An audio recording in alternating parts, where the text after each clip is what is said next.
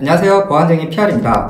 오늘은 저도 고민했고 후배들이 저녁에 형 오늘 시간 돼요? 라고 하면 올 곳이 왔구나 하고 제가 후배님들에게 해주었던 이야기를 보안도인님들 중 정보보안 전문 기업이냐 기업의 보안 담당자 같은 보안팀이냐를 고민하시는 분들에게 도움이 되었으면 하여 영상을 준비했습니다. 정보보안 전문 기업 vs 대기업, 공기업, 중견기업 보안 담당자, 상황에 따라 버전이 몇 가지 있으나 저의 주관적인 생각을 정리하여 떠들어 보겠습니다. 그럼 시작해볼까요? 시작하기 전에 국내 정보보안 산업 규모가 얼마나 될까요?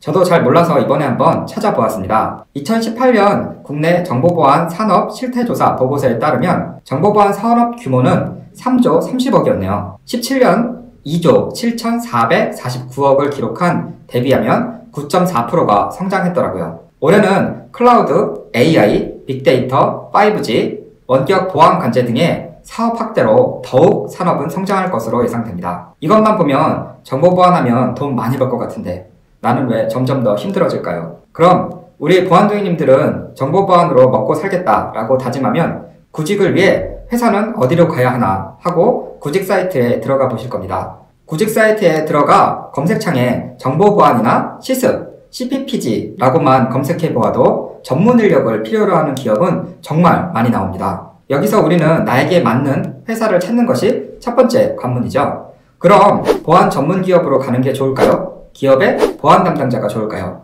첫 번째 선택의 길에 서게 됩니다. 정보보안 전문 기업은 뭔가 전문적인 것 같고 기업의 보안 담당자는 멋진 사원증에 한 회사에서 보안을 담당하는 책임감도 있을 것 같고 둘 다 경험해본 저는 두 군데 모두 장단점이 있어 본인 상황에 따라 결정해야 할 것 같습니다. 라고 하면 여러분이 원하는 답은 이게 아니잖아요. 그래서 먼저 기업의 보안 담당자부터 현실적인 이야기를 해볼게요. 나는 돈 많이 주고 회사의 이름을 이야기하면 남들도 다 아는 회사였으면 좋겠다 하면 기업 보안 담당자를 추천합니다.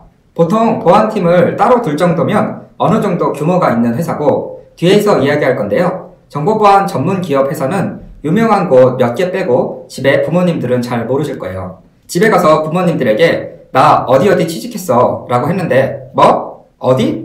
회사 이름이 뭐라고? 되물어보면 이게 은근 짜증나거든요. 친척들 중엔 누구는 삼성 가고 SK, KT 등등 명함에 사원증이 딱 박혀있다면 뭐 사실 한 달 지나면 이런 건 아무것도 아닌데 말이죠. 대신 후배들에게 꼭 해주는 이야기가 있습니다. 보안 담당자로 가더라도 그 회사가 IT 부서가 메인인 곳으로 갔으면 한다고요. 기업 오너도 IT 부서가 요즘은 정말 중요하다는 것을 잘 알고 있지만 IT 부서가 돈을 버는 곳이 아닌 운영 비용으로 생각하는 곳은 정말 푸대접받습니다. IT 기업이 아닌 대기업이나 공공기업에서 보안 업무를 하며 성과를 어필하기가 태생적으로 힘든 것도 있고요. 보안 업무이기에 앞에서 중요하다고 혹은 고생했다, 너희들 덕분에 우리 회사가 존재한다고 하지만 현실은 회사가 힘들어지면 IT 부서, 특히 보안팀부터 네트워크나 전산부서로 통합시켜버리는 무서운 회사놈들입니다. 그러다 보면 평가는 점점 밀리게 되고 대다수 문과 출신이 상위 직급에 포진되며 정보보안 기술이나 실력보다는 관리 영역과 보고 업무에 열을 올리게 되는데요. 그러다 보면 보안 담당자는 보고 작업과 보고서 작업을 더 많이 할 수도 있습니다. 일 잘하는 것보다 보고서 잘 쓰는 사람이 진급도 잘 되는 현상도 보았고요. 둘 다 잘하면 인정. 실제로 현업에서 정보보안 담당자 중에 전공자가 생각보다 많이 없습니다. 저도 좀 놀랐어요. 테크닉적인 것은 외주, 업체, 보안 전문가가 거의 해주고 나는 보안업체를 잘 관리하고 일정대로 사고 없이 미션이 완료되고 보고서를 잘 포장하면 인정받는 이상한 현상도 생깁니다. 나쁜 뜻으로 하는 이야기는 절대 아니고요. 잘 만든 보고서를 위해서는 그 나름의 노력과 능력이 필요하니까요. 이번에는 정보보안 전문 기업을 한번 이야기해볼까요? 보통 정보보안은 정보보안 시스템 개발 및 공급과 정보보안 관련 서비스 두 분류로 나눕니다. 개발자, 프로그래머 분들이 시스템 보안 솔루션, 정보 유출 방지 시스템, 암호 인증 시스템, 보안 관리 시스템 등을 만드는 제조군이 있고 정보보안 서비스 영역에는 보안 컨설팅, 보안 시스템 유지 관리, 보안 관제, 보안 교육 및 훈련 등이 있죠. 정보보안 전문 회사 하면 어디가 생각나시나요? 안넷, SK인포셋, 윈스, 이글루 시큐리티, 이스트소프트, SGA 솔루션, 질환지교 소프트, 파수닷컴, 한국전자인증, K사인, 지니언스, A3 시큐리티 등등등 정말 많죠.